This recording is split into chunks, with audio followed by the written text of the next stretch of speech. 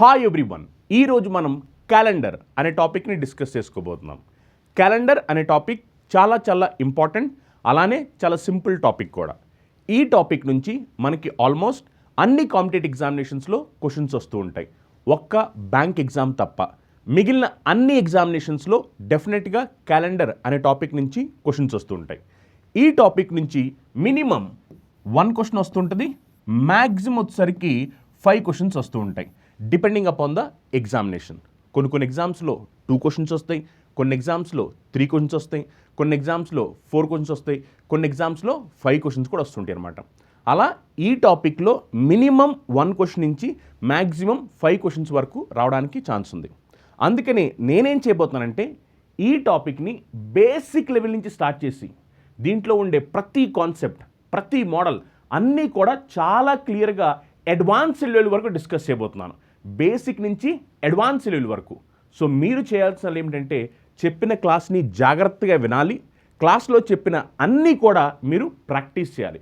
ఒకవేళ మీరు క్లాస్లో చెప్పినవి జాగ్రత్తగా విని అర్థం చేసుకుని వాటిని మీరు జాగ్రత్తగా ప్రాక్టీస్ చేస్తే కనుక రేపొద్దున్న క్యాలెండర్ అనే టాపిక్ నుంచి ఎలాంటి ఎగ్జామినేషన్లో ఎలాంటి క్వశ్చన్ వచ్చినా సరే ఈజీగా మీరు ఆన్సర్ పెట్టగలుగుతారు. అర్థమైందా? అందుకని ఫస్ట్ మీరు అందరూ కూడా క్లాస్ని జాగ్రత్తగా వినాలి, క్లాస్లో చెప్పినవన్నీ కూడా ప్రాక్టీస్ చేయాలి. మీరు క్లాస్ జాగ్రత్తగా విని ప్రాక్టీస్ చేస్తే ఈజీగా క్యాలెండర్ అనే టాపిక్ నుంచి క్వశ్చన్ సాల్వ్ చేయొచ్చు. ఫస్ట్ మనకి కాన్సెప్ట్ ఇంపార్టెంట్, అర్థమైందా? కాన్సెప్ట్ వచ్చిందనుకోండి క్వశ్చన్స్ ఈజీగా సాల్వ్ చేయొచ్చు, అది పెద్ద విషయం కాదు. అందుకని ప్రతి ఒక్కరు కాన్సెప్ట్స్ ఇప్పుడు నేను చెప్పబోయేవన్నీ కూడా జాగ్రత్తగా వినండి, ప్రతి కాన్సెప్ట్ కూడా ఇంపార్టెంటే. ఓకేనా? క్లాస్ స్టార్ట్ చేయడానికన్నా ముందల నేను మిమ్మల్ని ఒక సింపుల్ క్వశ్చన్ అడగాలనుకుంటున్నాను. అదేమిటంటే క్యాలెండర్లో ఎన్ని డిఫరెంట్ టైప్ ఆఫ్ ఇయర్స్ ఉంటాయి? మనందరం రోజు క్యాలెండర్ని చూస్తుంటాం కదా, అవునా కదా? సో ప్రతి ఒక్కరికి క్యాలెండర్ పరిచయం ఉన్న వర్డ్, ఎందుకంటే మనం ప్రతిరోజు డైలీ లైఫ్లో వాడుతూ ఉంటాము, చూస్తూ ఉంటాము. ఇప్పుడు నా సింపుల్ క్వశ్చన్ ఏంటంటే క్యాలెండర్లో ఎన్ని డిఫరెంట్ టైప్ ఆఫ్ ఇయర్స్ ఉంటాయి? ఇది నా క్వశ్చన్. ఎస్, మీరు చెప్పేది కరెక్టే. 2 డిఫరెంట్ టైప్ ఆఫ్ ఇయర్స్. అవేంటంటే ఒకటి నాన్ లీప్ ఇయర్, దాన్ని తెలుగులో సాధారణ సంవత్సరము అంటాం. ఇంకొకటి లీప్ ఇయర్, దీన్ని లీప్ సంవత్సరము అంటాం. అలా క్యాలెండర్లో 2 డిఫరెంట్ టైప్ ఆఫ్ ఇయర్స్ ఉంటాయి. ఒకటి లీప్ ఇయర్, ఇంకొకటి నాన్ లీప్ ఇయర్. లీప్ సంవత్సరము, సాధారణ సంవత్సరము. ఇప్పుడు నా క్వశ్చన్ ఏమిటంటే ఏదైనా ఒక ఇయర్ చూసినప్పుడు ఆ ఇయర్ లీప్ ఇయరా నాన్ లీప్ ఇయరా అని ఎలా గుర్తుపట్టాలి? అది నా క్వశ్చన్. అర్థమైందా? ఇప్పుడు మనం ఒక ఇయర్ చూసాము, సపోజ్ 2024 చూసామనుకుందాం. మరి 2024 లీప్ ఇయరా నాన్ లీప్ ఇయరా చెప్పాలి కదా. అలా ఒక ఇయర్ని చూసినప్పుడు అది లీప్ ఇయరా లేదా నాన్ లీప్ ఇయరా అని ఎలా మనం డిసైడ్ చేస్తాము? ఎస్, మీరు చెప్పేది కరెక్టే. ఇప్పుడు మీలో కొంతమంది ఏమనుకుంటారంటే, సార్ ఒకవేళ ఇయర్లో 365 డేస్ 365 రోజులు ఉంటే అది నాన్ లీప్ ఇయర్, సాధారణ సంవత్సరము. అదే ఒకవేళ ఇయర్లో 366 డేస్ ఉంటే అది లీప్ ఇయర్, లీప్ సంవత్సరము అని చెప్పి అంటూ ఉంటారు. ఎస్, మీరు చెప్పిన పాయింట్ నేను యాక్సెప్ట్ చేస్తాను. ఇంకొంతమంది ఏమంటారంటే, సార్ లీప్ ఇయరా నాన్ లీప్ ఇయరా అని తెలుసుకోవాలి అంటే ఫిబ్రవరి మంత్లో ఎన్ని డేస్ ఉన్నాయో చూస్తే మనకి తెలుసుద్ది సార్. ఫిబ్రవరి మంత్లో ఒకవేళ 28 డేస్ 28 రోజులు ఉన్నట్లయితే అది నాన్ లీప్ ఇయర్, అంటే సాధారణ సంవత్సరము. అదే ఒకవేళ ఫిబ్రవరి మంత్లో 29 డేస్ ఉంటే కనుక అది లీప్ ఇయర్, లీప్ సంవత్సరము అని చెప్పి కొంతమంది అంటారు. ఎస్, ఈ పాయింట్ కూడా కరెక్టే. ఇంకా ఏమైనా ఉన్నాయా? ఇప్పుడు నాకు ఒక డౌట్ వచ్చింది. ఇప్పుడు మిమ్మల్ని ఎవరో వచ్చి అడిగారు, ఏమని? 2026 2026 లీప్ సంవత్సరమా లేదా సాధారణ సంవత్సరమా, అంటే లీప్ ఇయరా నాన్ లీప్ ఇయరా అని క్వశ్చన్ అడిగారు. అప్పుడు మీరు వెంటనే ఏదేదో ఒకసారి క్యాలెండర్ ఇవ్వండి, క్యాలెండర్ ఒకసారి ఇవ్వండి, క్యాలెండర్ చూసుకుని నేను లెక్క పెట్టాలి, అందులో 365 డేస్ ఉన్నాయా లేకపోతే 366 డేస్ ఉన్నాయా లెక్క పెడతాను, లెక్క పెట్టి అది లీప్ ఇయరా నాన్ లీప్ ఇయరా చెప్తాను అని అంటారా? లేదంటే ఏదో ఒకసారి క్యాలెండర్ ఇవ్వండి, నేను ఫాస్ట్గా ఫిబ్రవరి మంత్ చూసుకుంటాను, ఫిబ్రవరి మంత్ చూసుకుని దాంట్లో 28 రోజులు ఉన్నాయా లేదా 29 రోజులు ఉన్నాయా చూసుకుని అప్పుడు నేను మీకు చెప్తాను అని అంటారా? అంత టైం మీకుందా? లేదు. మీరు క్యాలెండర్ ఓపెన్ చేసి లెక్క పెట్టుకోవడానికి లేదా క్యాలెండర్ ఓపెన్ చేసి ఫిబ్రవరి నెలలో ఎన్ని రోజులు ఉన్నాయో చూడడానికి అంత టైం లేదు మన దగ్గర. మరి ఇంకెలా చెప్పొచ్చు ఇచ్చిన ఇయర్ లీప్ ఇయరా కాదు అని చెప్పని?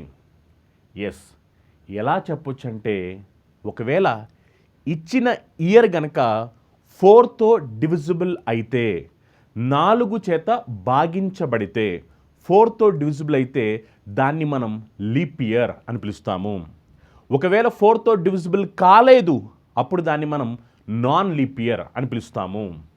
ఇప్పుడు మళ్ళీ కొంతమంది డౌట్ వచ్చింది, సార్ ఏంటి సార్ మళ్ళీ 4తో డివిజిబుల్ అంటున్నారు, 4తో డివిజిబుల్ అయితే లీప్ ఇయర్ అంటున్నారు, 4తో డివిజిబుల్ కాకపోతే నాన్ లీప్ ఇయర్ అంటున్నారు, అసలు ఈ 4 డివిజిబిలిటీ రూల్ ఏంటి సార్ అని మళ్ళీ కొంతమంది డౌట్ వచ్చింది. ఎస్, యాక్చువల్లీ 4 డివిజిబిలిటీ రూల్ ఏమిటి అని మనం చిన్నప్పుడు నేర్చుకున్నాం. బట్ అయినా సరే మళ్ళీ నేను మీకు చెప్తాను. ఒక నెంబర్ 4 చేత భాగించబడుతుందా లేదా అంటే 4తో డివిజిబుల్ అవుతుందా లేదా అని ఎలా చెప్తాము అంటే లాస్ట్ 2 డిజిట్స్, ఆఖరి 2 అంకెలు 4 చేత భాగించబడితే ఆ నెంబర్ మొత్తం అంతా 4 చేత భాగించబడుతుంది. If last 2 digits of the number is divisible by 4 then the number is divisible by 4. అది 4 డివిజిబిలిటీ రూల్. ఇది ఆల్రెడీ మనం చిన్నప్పుడు నేర్చుకున్నాం. మేబీ మీలో చాలామందికి గుర్తే ఉంటుంది, కొంతమంది మేబీ లైక్ మర్చిపోయి ఉంటారు కూడా. అలా ఏమిటంటే ఒక నెంబర్ ఇచ్చినప్పుడు అది 4తో డివిజిబుల్ అవుద్దా లేదా, 4 చేత భాగించబడుద్దా లేదా అని ఎలా డిసైడ్ చేస్తామంటే లాస్ట్ 2 digits, ఆఖరి 2 అంకెలు 4 చేత భాగించబడితే అప్పుడు ఆ నెంబర్ మొత్తం 4 చేత భాగించబడుతుంది. అంటే లాస్ట్ 2 digits కనుక డివిజిబుల్ అయితే ఆ నెంబర్ మొత్తం డివిజిబుల్ అవుద్ది, ఒకవేళ డివిజిబుల్ కాకపోతే అది డివిజిబుల్ కాదు అని అనమాట. అలా ఒకవేళ మనకి ఆ ఇయర్ 4తో డివిజిబుల్ అయితే అది లీప్ ఇయర్ అవుద్ది, 4తో డివిజిబుల్ కాకపోతే అది నాన్ లీప్ ఇయర్ అవుద్ది. ఇప్పుడు సింపుల్గా నేను మీకు ఎగ్జాంపుల్ కింద చెప్తాను. 2027 2027 ఇది లీప్ ఇయరా నాన్ లీప్ ఇయరా అని ఎలా చెప్తాము? నేను ఇప్పుడే చెప్పాను కదా మీకు, చూసిన వెంటనే అంటే ఒక ఇయర్ చెప్పిన వెంటనే లేదా మీరు చూసిన వెంటనే అది లీప్ ఇయరా నాన్ లీప్ ఇయర్ అని సింపుల్గా ఫాస్ట్గా ఎలా చెప్పాలి అంటే న్యూ బ్యాచెస్ ఎస్ఎస్సి ఎంటీఎస్ సంబంధించి న్యూ బ్యాచ్ మన దగ్గర అవైలబిలిటీ ఉంది. అలానే ఆర్ఆర్బి ఎన్టీపీసీ న్యూ బ్యాచ్ ఉంది. నెక్స్ట్ రైల్వే అన్ని ఎగ్జామినేషన్స్ పాయింట్ ఆఫ్ వ్యూలో రైల్వే టార్గెట్ బ్యాచ్ ఉంది. Railway ALP railway technician batches మన దగ్గర అవైలబిలిటీ ఉన్నాయి. అలానే ఎస్ఎస్సి సీజీఎల్కి సంబంధించి న్యూ బ్యాచ్ మన దగ్గర అవైలబిలిటీ ఉంది. అలానే ఆర్ఆర్బి జేకి సంబంధించి న్యూ బ్యాచ్ ఉంది. అలానే మేము bank SSC railway combo pack కూడా మన దగ్గర అవైలబిలిటీ ఉంది. అలానే గ్రూప్స్కి సంబంధించి ఎవరైతే స్టూడెంట్స్ ప్రిపేర్ అవుతున్నారో గ్రూప్ 2 స్పెషల్ బ్యాచ్ అవైలబిలిటీ ఉన్నాయి. ఎస్ఐ కానిస్టేబుల్ స్పెషల్ బ్యాచెస్ ఉన్నాయి. అలానే arithmetic reasoning advance maths point of view కూడా స్పెషల్ బ్యాచ్ ఉన్నాయి అన్నమాట. అలా అన్ని కోర్సెస్ మనకి ఆఫర్లో అవైలబిలిటీ ఉన్నాయి. 4 డివిజిబిలిటీ రూల్ చెక్ చేసి 4 చేత భాగించబడుతుందో లేదో చెక్ చేసి చెప్పాలని చెప్పాను. మరి 4 చేత భాగించబడుతుందో లేదో చెప్పాలి అని చెప్పినప్పుడు 4 చేత భాగించబడడానికి రూల్ ఏంటో చెప్పాను కదా. 4 డివిజిబిలిటీ రూల్ ఏంటంటే లాస్ట్ 2 digits అనేవి 4తో డివిజిబుల్ అవుతున్నాయా లేదా అని చూసుకోవాలి. ఇప్పుడు ఇక్కడ లాస్ట్ 2 digits ఏంటంటే 27 4లో డివిజిబుల్ అవుద్దా? ఇక్కడ మళ్ళీ ఒక పాయింట్ గుర్తుపెట్టుకోవాలి. డివిజిబుల్ అంటే దాని మీనింగ్ ఏంటంటే మనకి రిమైండర్ 0. అర్థమైందా? రిమైండర్ 0 అంటే మనకి శేషము 0 రావాలి. రిమైండర్ 0 వస్తే అప్పుడు ఎగ్జాక్ట్గా డివిజిబుల్ అవుతున్నట్టు. అదే రిమైండర్ 0 రావట్లా అంటే దాని మీనింగ్ అది డివిజిబుల్ కాదని అర్థం. 27 4లో భాగించబడుతుందా? భాగించబడదు, అవునా కదా? 27 is it exactly divisible by 4? 27 4 ఎక్కువలో పోతుందా? పోదు కదా. అంటే దాని మీనింగ్ ఇది లీప్ ఇయర్ కాదు, ఇది నాన్ లీప్ ఇయర్. అర్థమైందా? ఇది నాన్ లీప్ ఇయర్. అదే సపోజ్ ఒకవేళ నేను మీకు 2032 2032 అని చెప్పాను. 2032 ఇది లీప్ ఇయరా నాన్ లీప్ ఇయర్ అని అడిగాడు. ఇక్కడ లాస్ట్ 2 digits ఏంటి 32. ఈ 32 4లో డివిజిబుల్ అవుద్దా లేదా, అంటే 4 చేత భాగించబడుతుందా లేదా చూడాలి. ఎస్, 32 4లో డివిజిబుల్ అవుద్ది. 4 8 32, 4 8s are 32. అంటే దాని మీనింగ్ ఇప్పుడు నాకు రిమైండర్ ఎంత వస్తుంది, 0 వస్తుంది. అవునా కదా? ఇప్పుడు చూడండి, 32ని నేను ఎప్పుడైతే 4తో డివైడ్ చేస్తానో అప్పుడు నాకు రిమైండర్ ఎంత వస్తుంది, రిమైండర్ 0 వస్తుంది. శేషము 0 వస్తుంది. ఎందుకంటే ఇది ఖచ్చితంగా భాగించబడుతుంది, ఎగ్జాక్ట్లీ డివిజిబుల్. మరి 32 ఎగ్జాక్ట్గా 4లో డివిజిబుల్ అయ్యింది కాబట్టి ఇది ఏమవుద్దంటే లీప్ ఇయర్ అవుతుంది. అర్థమైందా? సింపుల్. ఇక్కడ దీంట్లో ఏం లేదు, స్ట్రైట్ ఫార్వర్డ్ పాయింట్. మీరు చెక్ చేయాల్సింది ఏంటంటే 4తో డివిజిబుల్ అవ్వుద్దా లేదా. 4తో డివిజిబుల్ అయ్యిందనుకోండి, దాన్ని మనం లీప్ ఇయర్ అని పిలుస్తాము. 4తో డివిజిబుల్ కాలా, 4 చేత భాగించబడడం లేదు, అప్పుడు దాన్ని నాన్ లీప్ ఇయర్ అని పిలుస్తాము. అలా మనం చూసినట్లయితే 2027 అనేది నాన్ లీప్ ఇయర్. అదే 2032 మీరు చూసినట్లయితే కనుక 2032 అనేది లీప్ ఇయర్. అవునా కదా? అలానే నేను ఇంకా కొన్ని ఎగ్జాంపుల్స్ ఇస్తాను, మీరు కూడా అది లీప్ ఇయరా నాన్ లీప్ ఇయరా అని చూసి చెప్పండి. ఓకేనా?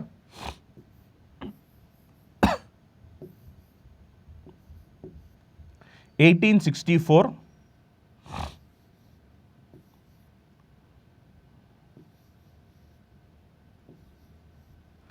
2029,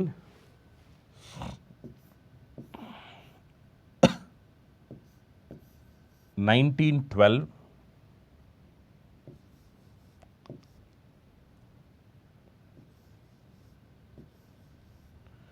2122. ఇప్పుడు ఇవి లీప్ ఇయర్లా లేదా నాన్ లీప్ ఇయర్లా అన్నీ డిసైడ్ చేసి చెప్పాలి. ఇప్పుడు ఇక్కడ చూడండి, 64 ఉంది, లాస్ట్ 2 digits.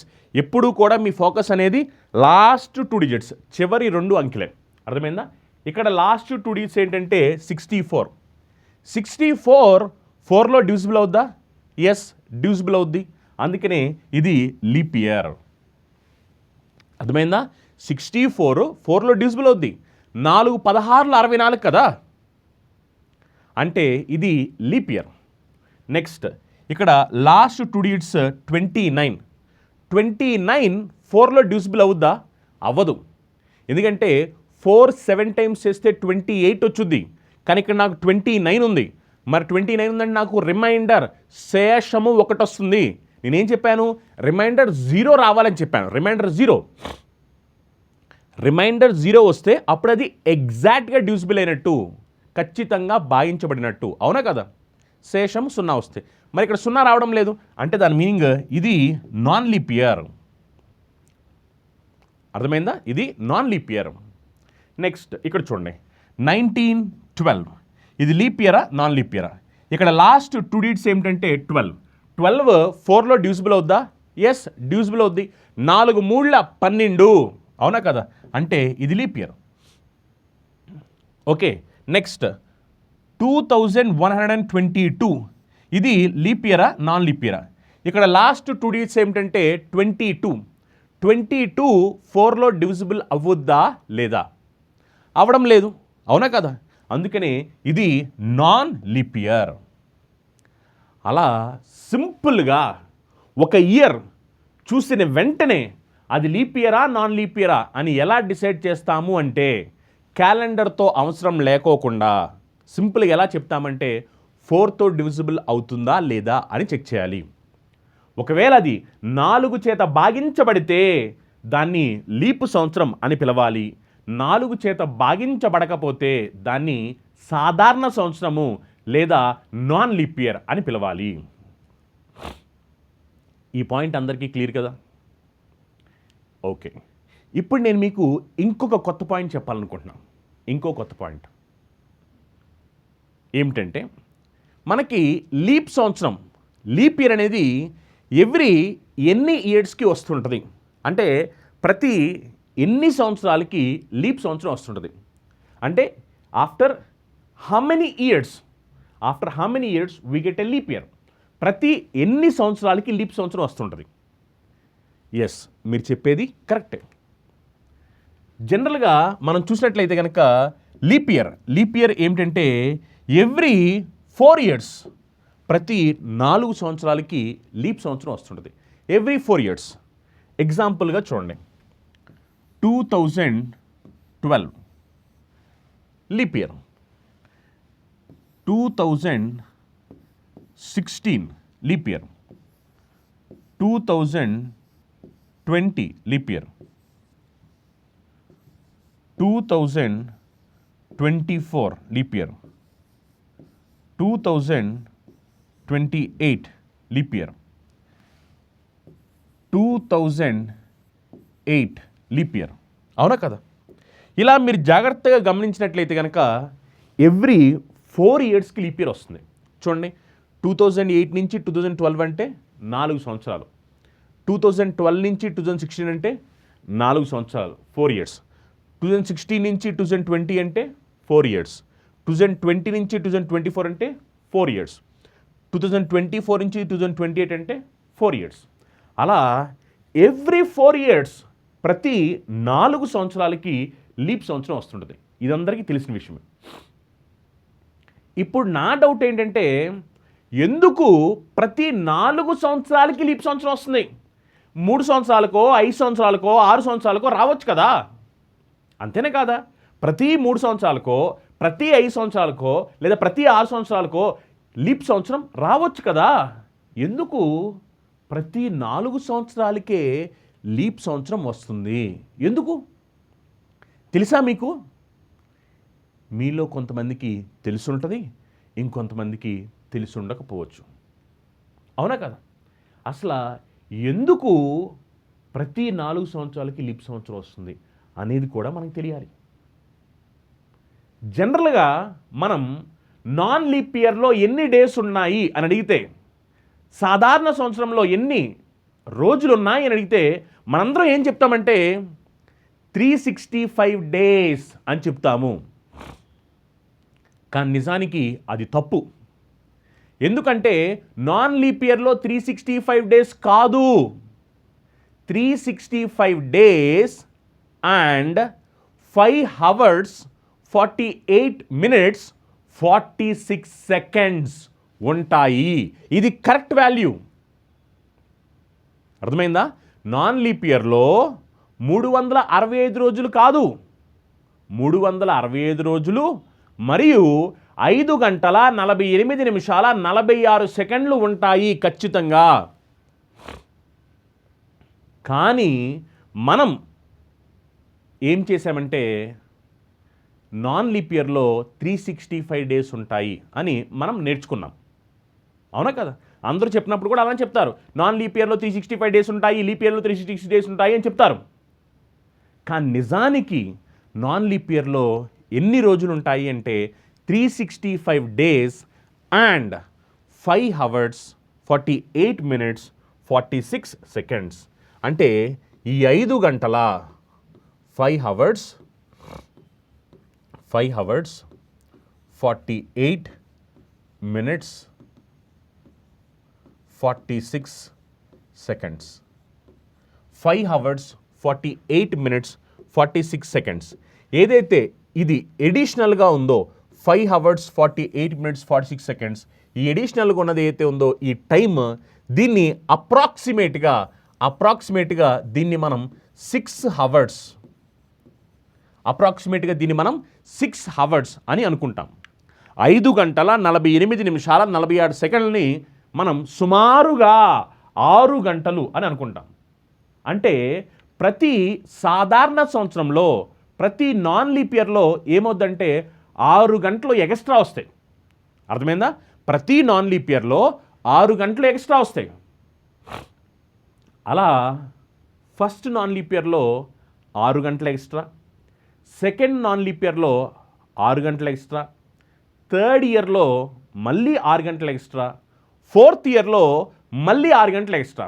ఇప్పుడు ఒకసారి చూడండి, 6 6 6 6 6 4s ఎంత, 6 4లు ఎంత, 24.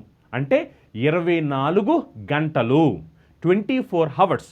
ఈ 24 అవర్స్ అంటే 1 డే కాబట్టి మనం ఏం చేస్తున్నామంటే ఫస్ట్ ఇయర్లో మిగిలిన 6 అవర్స్ ఎక్స్ట్రా, సెకండ్ ఇయర్లో మిగిలిన 6 అవర్స్ ఎక్స్ట్రా, థర్డ్ ఇయర్లో మిగిలిన 6 అవర్స్ ఎక్స్ట్రా, ఫోర్త్ ఇయర్లో రాబోయే 6 అవర్స్, ఇవన్నీ కలిపేసేసి 6 4s are 24 అవర్స్ అంటే 1 డే కదా అని చెప్పి ఆ 1 ఎక్స్ట్రా డే ఎవరికి ఇస్తున్నామంటే ప్రతి 4వ సంవత్సరంలో వచ్చే లీపు సంవత్సరానికి అంటే లీప్ ఇయర్కి ఆ ఎక్స్ట్రా డే ఇచ్చేస్తున్నాము.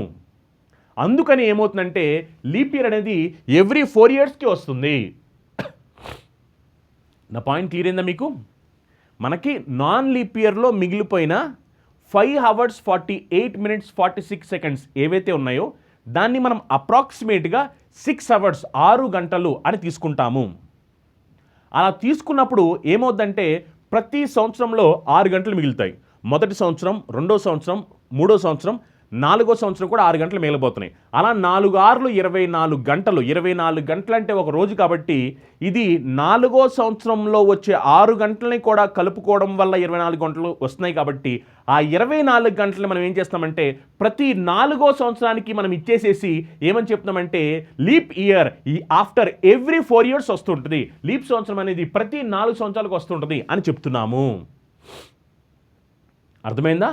అందుకనే మనం నేర్చుకున్నప్పుడు కూడా ఏమని నేర్చుకుంటామంటే నాన్ లీప్ ఇయర్లో 365 days ఉంటాయి, లీప్ ఇయర్లో 366 days ఉంటాయి అని మనం నేర్చుకుంటూ ఉంటాం.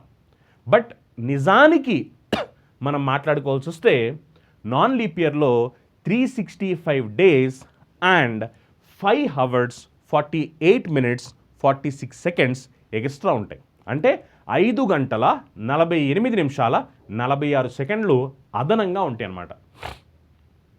దాన్ని మనం అప్రాక్సిమేట్గా సుమారుగా 6 గంటలు అని తీసుకుంటాము. ఇలా 6 గంటలు 4 సార్లు కలిపినప్పుడు 24 గంటలు అవుతుంది. కాబట్టి ఆ 24 గంటలని ఒక రోజు కింద తీసుకుని ప్రతి 4వ సంవత్సరానికి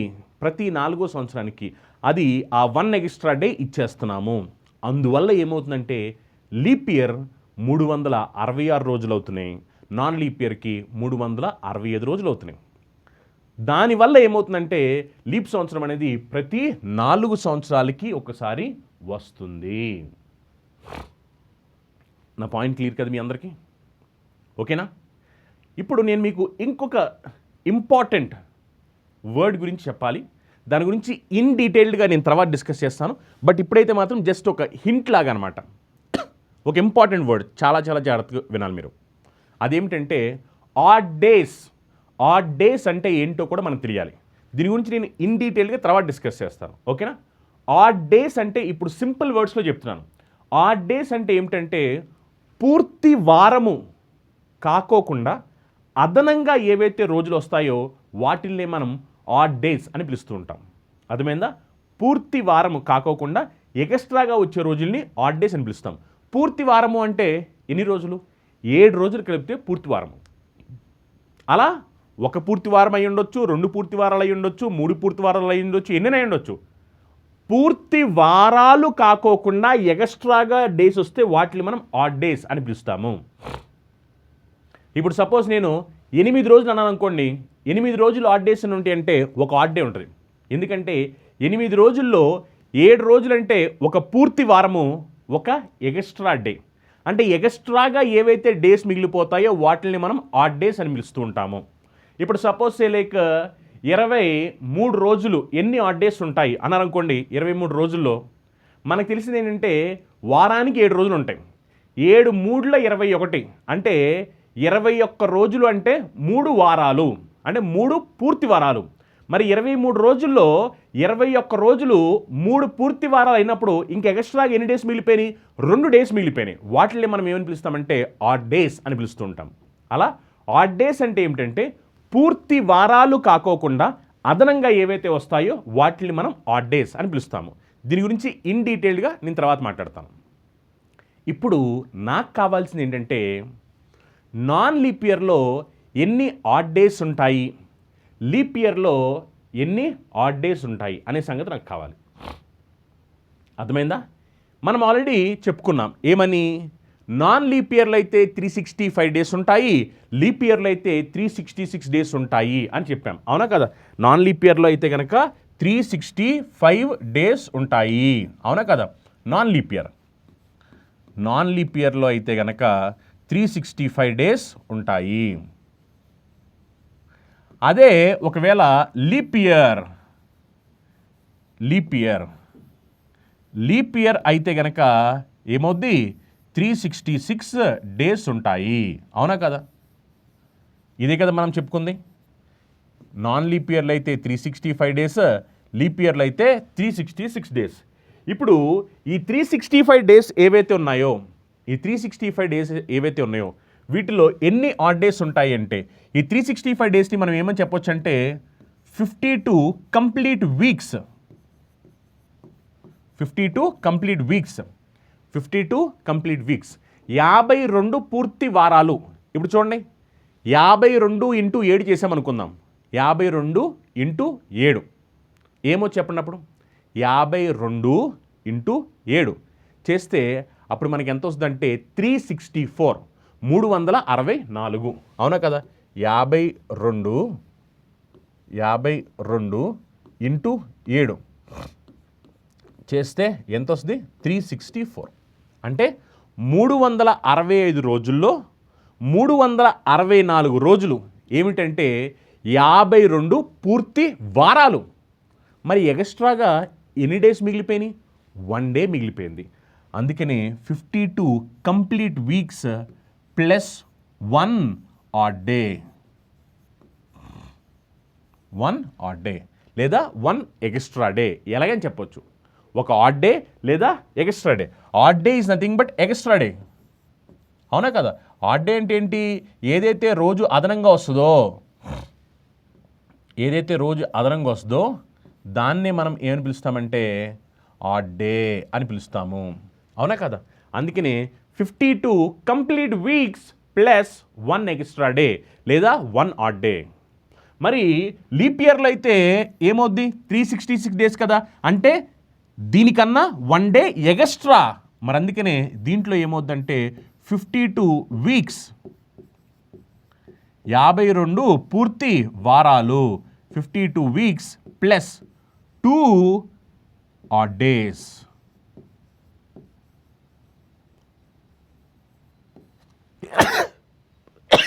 సారీ, 2 ఆడ్ డేస్. అలా లీప్ సంవత్సరంలో అయితే కనుక ఏమవుద్దంటే 52 complete weeks plus 2 odd days, అంటే 2 ఎక్స్ట్రా డేస్ వస్తాయి. దాన్ని మనం ఆడ్ డేస్ అని పిలుస్తాము.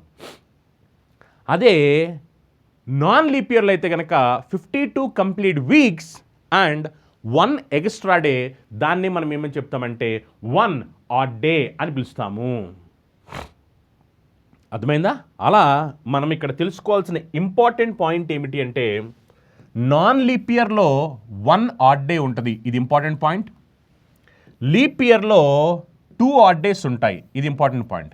ఈ 2 పాయింట్స్ మనం గుర్తుపెట్టుకోవాలి, ఎందుకంటే మనం వీటిని నెక్స్ట్ ఉపయోగించబోతున్నాము.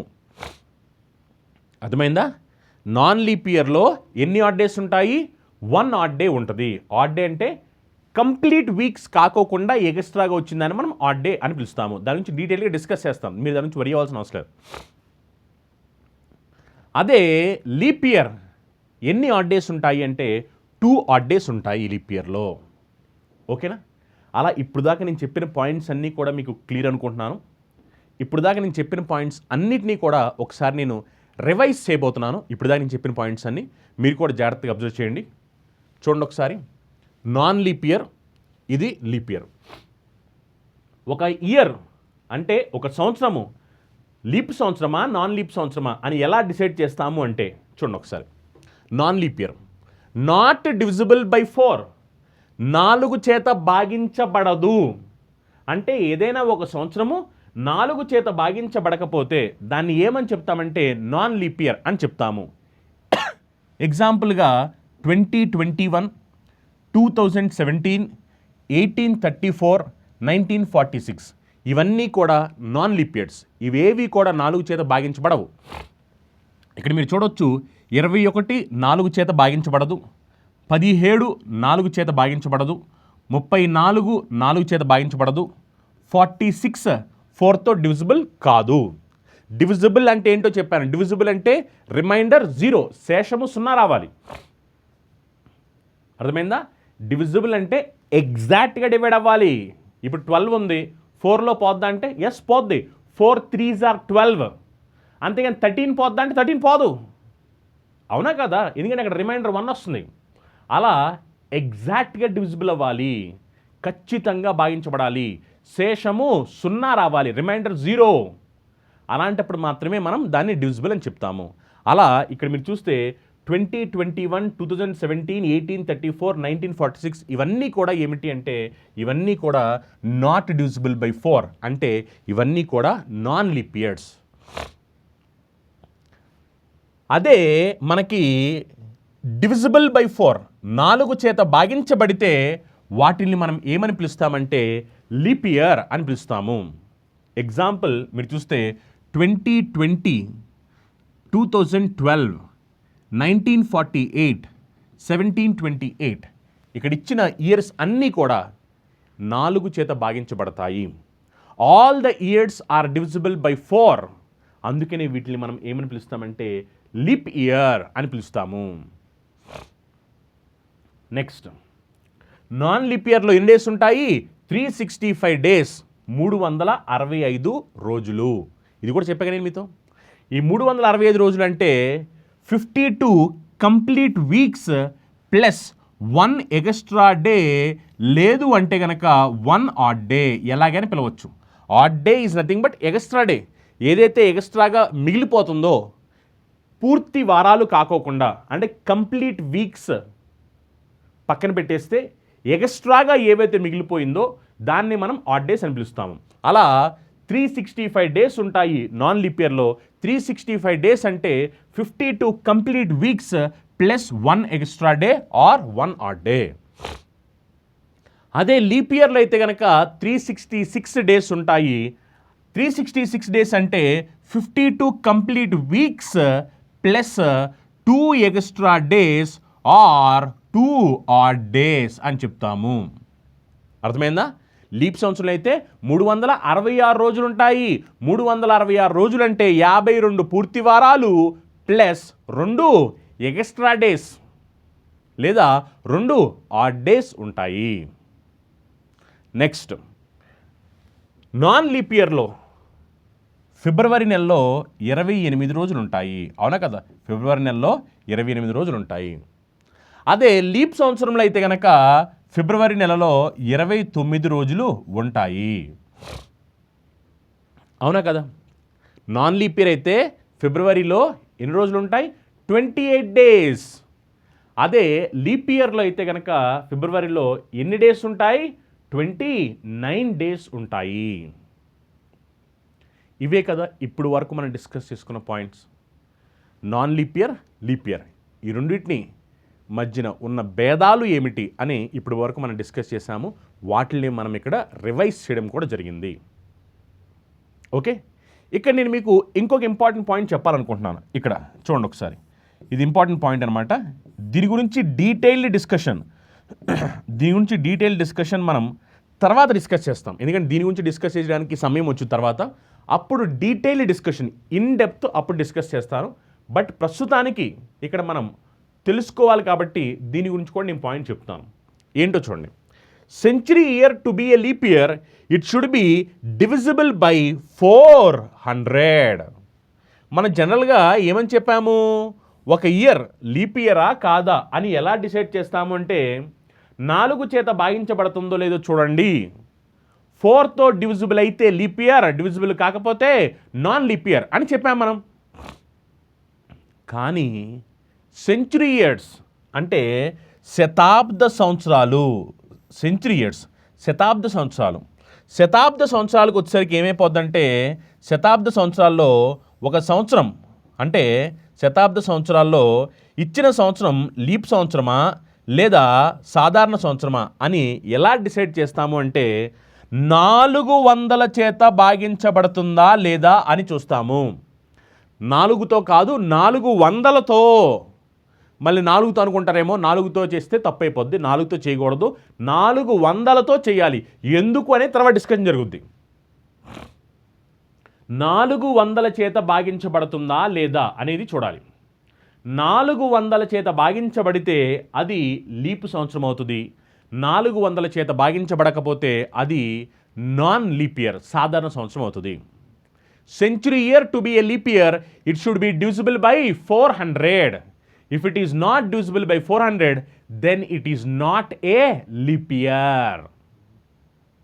సెంచురీ ఇయర్స్ అంటే ఏంటి? మళ్ళీ కొంతమందికి వచ్చుద్ది, sir century years divisible century year leap year అవ్వాలంటే 400 చేత భాగించబడుతుందో లేదో చెప్పాలి అని చెప్పంటున్నారు. మరి అసలు సెంచురీ ఇయర్ అంటే ఏంటి సార్, శతాబ్ద సంవత్సరం అంటే ఏంటి అని మళ్ళీ కొంతమంది డౌట్ వచ్చింది. ఇదిగో ఇక్కడ ఎగ్జాంపుల్స్ ఇచ్చి చూడండి. 2000 ఇది శతాబ్ద సంవత్సరము, 800 శతాబ్ద సంవత్సరము, 1900 శతాబ్ద సంవత్సరము అంటే century year, 1100 century year, 1500 century year, 2400 century year, 1600 century year. Century మన క్రికెట్ చూస్తూ ఉంటాం, సెంచురీ చేశాడరా వీడు అంటాం. సెంచురీ అంటే ఏంటి? 100 సంవత్సరాలు. అలా 100 యొక్క గుణిజాలు 100, 200, 300, 400, 500, 800, 1000, 1100, 1200, 1500, 1800, 2300, 2800 ఇలా ఇవన్నీ కూడా శతాబ్ద సంవత్సరాలు, సెంచురీ ఇయర్స్. అర్థమైందా? 100 మల్టిపుల్స్ ఏవైతే ఉంటాయో అవన్నీ కూడా సెంచురీ ఇయర్స్. శతాబ్ద సంవత్సరాల్లో అది లీప్ సంవత్సరమా లేదా సాధారణ సంవత్సరమా అని ఎలా డిసైడ్ చేస్తామంటే 400 చేత భాగించబడుతుందో లేదో చూస్తాము. 400 చేత భాగించబడితే దాన్ని మనం లీప్ ఇయర్ అని పిలుస్తాము. 400 చేత భాగించబడకపోతే దాన్ని మనం నాన్ లీప్ ఇయర్ అని పిలుస్తాము. ఇక్కడ కొన్ని ఎగ్జాంపుల్స్ ఉన్నాయి, వీటిలో ఏది లీప్ ఇయర్ ఏది నాన్ లీప్ ఇయర్ అని చూద్దాం ఒకసారి. 2400లో చూడండి, దేంతో చెక్ చేయాలి? 400తోనే చెక్ చేయాలి, 400తో చెక్ చేయాలి, 4తో కాదు. 2400 డ్యూజిబుల్ అవుద్దా? ఎస్, డ్యూజిబుల్ అవుద్ది, అంటే ఇది లీప్ ఇయర్. 800 400 చేత భాగించబడుతుందా? ఎస్, భాగించబడుతుంది, ఇది లీప్ ఇయర్. గమనించండి, 400 ఇంటూ 5 చేస్తే 400 ఇంటూ 5 చేస్తే 2000 అని డ్యూజిబుల్ అయిందనేగా. 400 ఇంటూ 2 చేస్తే 800 డ్యూజిబుల్ అయిందనేగా. ఇదేమో 400 ఇంటూ 5, ఇదేమో 400 ఇంటూ 2 అని డ్యూజిబుల్ అవుతుంది కదా.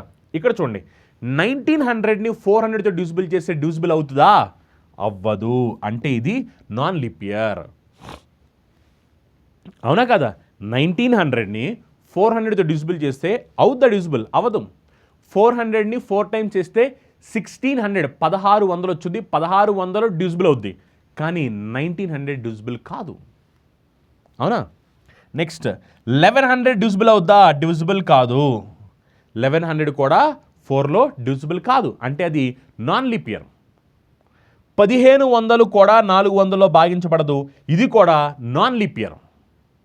2400 4 చేత భాగించబడుతుంది, ఇది లీప్ ఇయర్. ఎందుకంటే 400 ఇంటూ 6 చేస్తే 2400 అంటే భాగించబడుతుంది కదా. 400 into 6 is nothing but 2400, divisible. Next 1600 is divisible by 4, అంటే అది కూడా లీప్ ఇయర్. అర్థమైందా? 1600 ఈజ్ డివిజిబుల్ బై 400, అంటే అది కూడా లీప్ ఇయర్.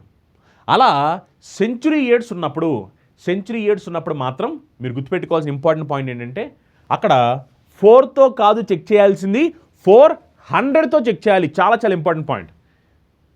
4తో కాదు 400తో చెక్ చేయాలి. 400లో డివిజిబుల్ అయితే దాన్ని మనం లీప్ ఇయర్ అని చెప్తాము. ఒకవేళ డివిజిబుల్ కాకపోతే దాన్ని మనం నాన్ లీప్ ఇయర్ అని చెప్తాము. ఓకేనా? ఇక్కడ వరకు నేను చెప్పిన బేసిక్స్ అన్నీ కూడా క్లియర్ అనుకుంటున్నాను. నేను మాట్లాడే ప్రతి పాయింట్ కూడా ఇంపార్టెంట్ ఇక్కడ. అర్థమైందా? నేనేమి ఊరికనే సరదా కోసమో మాట్లాడట్లేదు. ప్రతి పాయింట్, ఇక్కడ నేను చెప్పే ప్రతి పాయింట్ ఇంపార్టెంటే. ప్రతి పాయింట్ని కూడా మీరు తర్వాత ఉపయోగించబోతున్నారు. నేను అందుకనే ప్రతి చిన్న పాయింట్ని కూడా ఎందుకు ఇక్కడ డిస్కస్ చేస్తున్నానంటే, నెక్స్ట్ మనం సాల్వ్ చేస్తున్నప్పుడు అప్పుడు ప్రతి పాయింట్ కౌంట్ అవబోతుంది. అందుకనే ప్రతిదీ కూడా మీరు జాగ్రత్తగా వినాలి, అర్థం చేసుకోవాలి, నేర్చుకోవాలి. ఎస్ఎస్సి ఎంటీఎస్ సంబంధించి మన దగ్గర న్యూ బ్యాచ్ ఉంది. ఈ న్యూ బ్యాచ్లో మీకు కంప్లీట్గా దీంట్లో క్లాస్ ఉంటాయి, ఎగ్జామ్స్ ఉంటాయి, మెటీరియల్స్ ఉంటాయి, మొత్తం అన్ని కూడా ప్రొవైడ్ చేయడం జరుగుతుంది. English medium, Telugu medium class రెండు కూడా సెపరేట్గా ఉంటాయి. ఈ కోర్స్ మీకు 2250 రూపాయలకి కంప్లీట్ కోర్స్ అనేది మీకు అవైలబిలిటీ ఉందన్నమాట. అని ఎవరైతే విద్యార్థులు ఎన్టీపీసీ ఎగ్జామినేషన్ కోసం సీరియస్గా ఆస్పిరెంట్స్ ఎవరైతే ప్రిపేర్ అవుతున్నారో వాళ్ళ కోసం కూడా స్పెషల్ బ్యాచ్ ఉంది. CBT 1, CBT 2 రెండు కలిపి ఎన్టీపీసీ స్పెషల్ బ్యాచ్ ఉంది. దీంట్లో మీకు ఇంగ్లీష్ మీడియం, తెలుగు మీడియం రెండు మీడియంస్లో కూడా క్లాస్ అవైలబిలిటీ ఉంటాయి. ఇందులో మీకు క్లాస్ ఉంటాయి, టాపిక్ వైజ్ ఎగ్జామ్స్ ఉంటాయి, ఫుల్ లెంత్ ఎగ్జామ్స్ ఉంటాయి, పీడిఎఫ్ మెటీరియల్స్ ప్రొవైడ్ చేయడం జరుగుతుంది. ఈ కోర్స్ మీకు 2250 రూపాయలకి ఆఫర్ అవైలబిలిటీ ఉంది. ఎస్ఎస్సి CGLకి ప్రిపేర్ అవబోతున్నారో వాళ్ళ కోసం కూడా మన దగ్గర స్పెషల్ బ్యాచ్ ఉంది. ఇంకా ఎవరైనా విద్యార్థులు ప్రిపరేషన్ సంబంధించి ప్రిపేర్ అవుతూ but important examination point of view ఎలా అప్రోచెస్ ఏంటి అని తెలియక ఒకవేళ స్టూడెంట్స్ ఎవరైనా ఉన్నట్లయితే కనుక టైర్ 1 ఎగ్జామినేషన్ ఆల్రెడీ దగ్గరికి వచ్చింది, టైర్ 2 ఎగ్జామినేషన్ కూడా ఉంటుంది కాబట్టి దాన్ని దృష్టిలో పెట్టుకుని ఎవరైనా విద్యార్థులు ఇంకా కోర్సెస్ కూడా తీసుకోండి. దీనికి కంప్లీట్ కోర్స్ అనమాట. దీంట్లో మీకు క్లాస్ అనేవి దీంట్లో మీకు ఇంగ్లీష్ మీడియం, తెలుగు మీడియం సపరేట్గా అవైలబిలిటీ ఉంటుంది. దీంట్లో మీకు క్లాస్ ఉంటాయి, ఎగ్జామ్స్ ఉంటాయి, పీడిఎఫ్ మెటీరియల్స్ ఉంటాయి. ఎగ్జామ్స్ మీకు టాపిక్ వైజ్ ఫుల్ లెంత్ రెండు ఎగ్జామ్స్ కూడా అవైలబిలిటీ ఉంటాయి. ఇది మీకు 2250 రూపీస్కి ఆఫర్ అవైలబిలిటీ ఉంది. అలాగే ఆర్ఆర్బీ జేఈకి సంబంధించి చాలా మంది ఆస్పిరెంట్స్ ప్రిపరేషన్ స్టార్ట్ చేస్తున్నారు. వాళ్ళ కోసం కూడా మన దగ్గర RRB JEE special batch availability ఉంది. ఈ స్పెషల్ బ్యాచ్లో మీకు కంప్లీట్గా మీ CBT 1కి సంబంధించిన కంప్లీట్ సిలబస్ మొత్తం కవర్ చేయబోతున్నాం. టాపిక్ వైజ్ ఎగ్జామ్స్ ఉంటాయి, ఫుల్ లెంత్ ఎగ్జామ్స్ ఉంటాయి, అలాగే మీకు దీనికి సంబంధించిన పీడిఎఫ్ మెటీరియల్స్ ఉంటాయి, క్లాస్ కూడా ఉంటాయి అనమాట.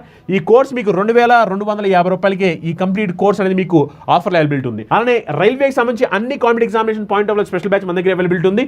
ఇది రైల్వే టార్గెట్ బ్యాచ్. అలానే రైల్వే ఏఎల్పీకి సంబంధించి, రైల్వే టెక్నీషియన్ సంబంధించి ఎవరైతే విద్యార్థులు ప్రిపేర్ అవుతున్నారో వాళ్ళ కోసం కూడా స్పెషల్ బ్యాచ్ ఉంది.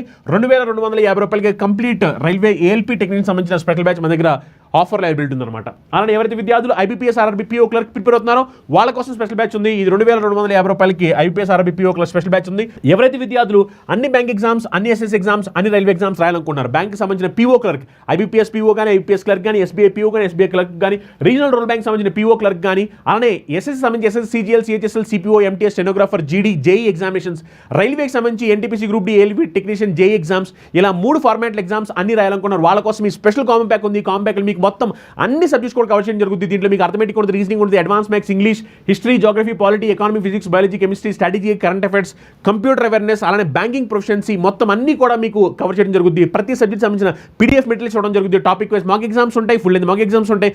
బెస్ట్ ఫ్యాకల్టీస్ క్లాస్ చెప్పించాం. డెమో క్లాస్ కావాలి ఫ్రీగా వినొచ్చు. ఈ క్లాస్ మీకు ప్రిలిమ్స్ మెయిన్స్ రెండు కలిపి ఇది మీకు ఆఫర్లో 4500 రూపాయలకి అవైలబిలిటీ ఉంది. ఇంగ్లీష్ మీడియం, తెలుగు మీడియం రెండు మీడియం ఈ క్లాస్ అనేది సపరేట్గా అవైలబిలిటీ ఉంటాయి. అలానే ఎవరైతే విద్యార్థులు గ్రూప్స్కి ప్రిపేర్ అవుతున్నారో గ్రూప్స్కి ప్రిపేర్ అయితే విద్యార్థుల కోసం ఏపీ వాళ్ళ తెలంగాణ సపరేట్ బ్యాచ్ ఉన్నాయి. 800-900 రూపాయలకి గ్రూప్ 2 స్పెషల్ బ్యాచ్ అనేది ఏపీ వాళ్ళ తెలంగాణ వాళ్ళ సపరేట్ బ్యాచ్ ఉన్నాయి అనమాట. కంప్లీట్గా మీకు బెస్ట్ ఫ్యాకల్టీ చేతి క్లాస్ అని చెప్పించడం జరిగింది. అలానే ఎస్ఐ కానిస్టేబుల్ పాయింట్ ఆఫ్ వ్యూలో ఏపీ మరియు తెలంగాణలో నోటిఫికేషన్స్ రాబోతున్నాయి కాబట్టి దానికి సంబంధించిన స్పెషల్ బ్యాచ్ కూడా మన దగ్గర అవైలబిలిటీ ఉన్నాయి. 2100 రూపీస్కి ఈ స్పెషల్ బ్యాచ్ అనేది మన దగ్గర ఆఫర్ అవైలబిలిటీ అనమాట.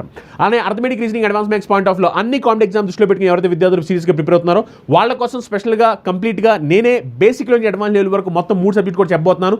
ప్రతి ఒక్క నాన్ మ్యాథ్స్ విద్యార్థి కూడా అర్థమయ్యేలాగా చాలా క్లియర్గా డీటెయిల్గా ఉంటాయి అనమాట. ఇది మీకు కంప్లీట్గా అర్థమెటిక్, రీజనింగ్, అడ్వాన్స్ మ్యాథ్స్ అన్ని competitive exam point of view ఉంటుంది. ఇది మీకు 1 month, 3 months, 6 months అలానే 1 year కోర్స్ అనేది ఆఫర్ అవైలబిలిటీ ఉంది. ఈ కోర్సులో మీకు ఎగ్జామ్స్ ఉంటాయి, టాపిక్ వైజ్ ఎగ్జామ్స్ 3 లెవెల్స్లో, లెవెల్ 1, లెవెల్ 2, లెవెల్ 3 అని మీకు పీడిఎఫ్ మెటీరియల్స్ ఉంటాయి. అన్ని టాపిక్స్ కూడా బేసిక్ నుంచి అడ్వాన్స్ లెవెల్ కవర్ చేయడం జరుగుతుంది అనమాట. అన్ని కాంపిటేటివ్ ఎగ్జామ్స్కి ఉపయోగపడే ఉంటుంది. ఇందులో మీకు ఇంగ్లీష్ మీడియం, తెలుగు మీడియం రెండు మీడియంస్లో కూడా క్లాస్ అనేవి అవైలబిలిటీ అనమాట. అలానే ఎవరైతే విద్యార్థులు సింగిల్ సబ్జెక్ట్ తీసుకోవాలనుకుంటున్నారో ఏ సింగిల్ సబ్జెక్ట్ అయినా సరే, అది అర్థమెటిక్ కానీ, రీజనింగ్ కానీ, అడ్వాన్స్ మ్యాథ్స్ కానీ ఏదైనా సరే కేవలం 999 రూపీస్కి ఆఫర్ అవైలబిలిటీ ఉంది. ఇంగ్లీష్ మీడియం, తెలుగు మీడియం రెండు మీడియంస్లో కూడా క్లాస్ అవైలబిలిటీ అనమాట. అలా అన్ని కోర్సెస్ మీకు ఆఫర్ అవైలబిలిటీ ఉన్నాయి. మీరు ఏ కోర్స్ కావాల్సి ఆ కోర్స్ తీసుకోవచ్చు. ఒకవేళ మీకు ఏమైనా డౌట్స్ కానీ ఏమైనా ఉంటే కనుక మీరు కింద స్కూల్ నెంబర్స్ కాల్ చేయొచ్చు. ఒకవేళ ఫ్రీ క్లాసెస్, డెమో క్లాస్ చూడాలనుకుంటే కనుక చందన్ లాయ్స్ యాప్ డౌన్లోడ్ చేయండి. దాంట్లో మీకు ఫ్రీ డెమో క్లాస్ ఉంటాయి. ఆ క్లాసెస్ చూసి మీ క్లాస్ నచ్చే జాయిన్ అవ్వచ్చు. ఒకవేళ డౌట్స్ ఉంటే కనుక కింద స్కూల్ నెంబర్స్ కాల్ చేసి మాట్లాడొచ్చు.